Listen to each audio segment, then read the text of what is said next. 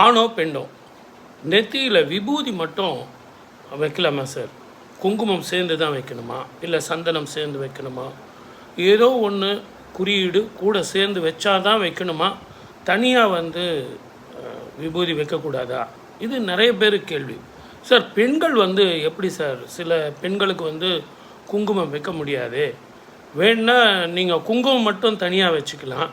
ஆனால் சாஸ்திரத்தில் சொல்லப்பட்டது விபூதியை தனியாக வச்சிங்கன்னா அர்த்தங்கள் வேறு மாதிரி போயிடுமே, அப்போது நம்ம என்ன பண்ணலாம் அப்படின்னா சாஸ்திரங்களில் ரொம்ப தெளிவாக சொல்லப்பட்டிருக்கு. நீங்கள் அதை பற்றி கவலையே பட வேண்டாம். ஆண் பெண் என்ற பேதம் இல்லை, இவர்கள்தான் அவர்கள்தான் அப்படின்னு சொல்லிக்கொண்ட பேதங்கள் சாஸ்திரத்தில் இல்லை. நீங்களாக ஏற்படுத்திக்கிட்ட சில விதிகளும் சில சட்டங்களும் சம்பிரதாயங்களும் தான் உங்களை ப்ரூஃப் பண்ணுது. யார் வேணாலும் எப்படி வேண்டாலும் அந்த விபூதியோ குங்குமமோ திருஷ்ணமோ அது நாமக்கட்டியோ எப்படியோ நீங்கள் உபயோகப்படுத்தலாம். ஆனால் என்னுடைய கேள்வி நீங்கள் நல்லா புரிஞ்சுங்க, சக்தி இல்லாமல் சிவம் இல்லை.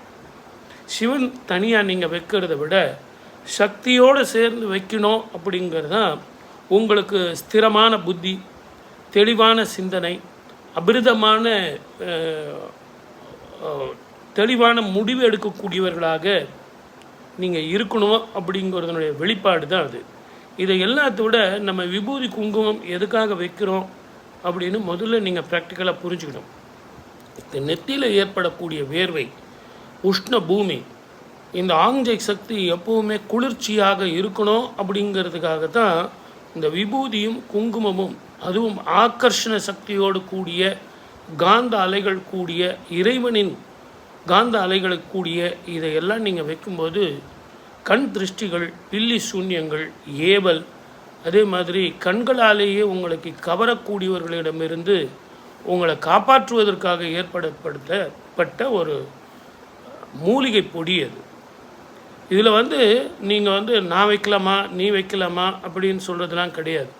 இறைவனின் பிரசாதம், யாக குண்டத்தின் பிரசாதம், ஓமத்தின் பிரசாதம், இப்படி ஒவ்வொருத்தருடைய ஜெபம் செய்து மந்திர உச்சாடனங்கள் செய்து அதன் மூலமாக கிடைக்கப்பெற்றது தான் இது எல்லாமே. ஆக இது பணப்பிரச்சனை, மனப்பிரச்சனை, உடல் பிரச்சனை, கிரக பிரச்சனை, இதையெல்லாம் போக்கக்கூடிய ஒரு மகா விருட்சமாக இருக்கக்கூடியது. ஆகவே தான் எல்லோரும் காலையில் எழுந்து குளிச்சுட்டு உங்களுடைய குடும்ப வழக்கப்படி இதையெல்லாம் நீங்கள் உபயோகிக்கணும் அப்படின்னு பெரியவங்க சொல்லியிருக்காங்க.